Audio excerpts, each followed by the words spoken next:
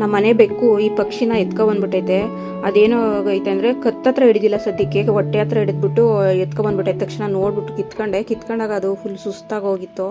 ಆ ನೀರು ಕೊಡೋಣ ಅಂದ್ಬಿಟ್ಟು ಕೊಟ್ಟಿದ್ದೀನಿ, ಸ್ವಲ್ಪ ಕುಡೀತು ಪಾಪ, ಅದಕ್ಕೂ ಗಾಬರಿ ಆಗೋಯ್ತು. ಇಲ್ಲಿ ನೋಡಿ, ಇಲ್ಲಿ ಮೇಲೆ ಚರ್ಮ ಎಲ್ಲ ಕಿತ್ತೋಗೈತೆ.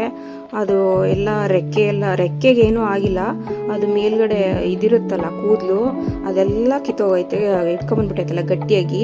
ಹಂಗಾಗಿ ಸದ್ಯಕ್ಕೆ ಜೋರಾಗಿ ಒಳಗಡೆ ಮೂಳೆಗೇನು ಏಟಾಗೈತೋ ಏನೋ ಗೊತ್ತಿಲ್ಲ, ಅದು ಪಾಪ ಫುಲ್ ಗಾಬರಿಯಾಗಿ ಓಡಾಡ್ತಾನೆ ಇಲ್ಲ.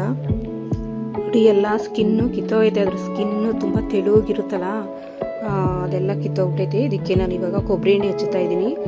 ಏನು ಹಚ್ಚಬೇಕು ಅಂತ ಗೊತ್ತಾಗಲಿಲ್ಲ. ಅರಿಶಿನ ಪುಡಿ ಹಚ್ಬೋದಿತ್ತು, ಉರಿಯುತ್ತಲ್ಲ ಪಾಪ, ಅದು ನಾವೇ ತಡ್ಕೊಳಕ್ಕಾಗಲ್ಲ ಉರಿನ, ಹಾಗಾಗಿ ಬರೀ ಕೊಬ್ಬರಿ ಎಣ್ಣೆ ಹಚ್ಚುತ್ತಾ ಇದ್ದೀನಿ.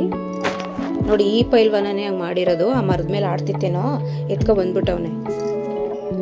ನಾನು ಬರೀ ಮೇಲ್ಗಡೆ ಮಾತ್ರ ನೋಡ್ತಿದ್ದೆ, ಇದು ಕೆಳಗಡೆ ಹೊಟ್ಟೆ ಹತ್ರನೂ ಸ್ವಲ್ಪ ಏಟಾಗೋಗಿತ್ತು, ಅದಕ್ಕೂ ಸ್ವಲ್ಪ ಹಚ್ತಾ ಇದ್ದೀನಿ. ರೆಕ್ಕೆಗೇನು ಏಟಾಗಿಲ್ಲ, ಹೊಟ್ಟೆ ಹತ್ರ ಮತ್ತು ಮೇಲೆ ಬೆನ್ನ ಹತ್ರ ಮಾತ್ರ ಏಟಾಗೈತೆ. ನೋಡಿ ಅದಕ್ಕೆ ದೋಸೆಗೆ ನೆನೆ ಹಾಕಿರೋ ಅಕ್ಕಿ ಮತ್ತು ಉದ್ದಿನ ಬೇಳೆ ತಂದು ಕೊಡ್ತಾ ಇದ್ದೀನಿ, ಅದನ್ನು ತಿಂತಾ ಇಲ್ಲ ಪಾಪ, ಗಾಬರಿ ಆಗೋಗೈತೆ.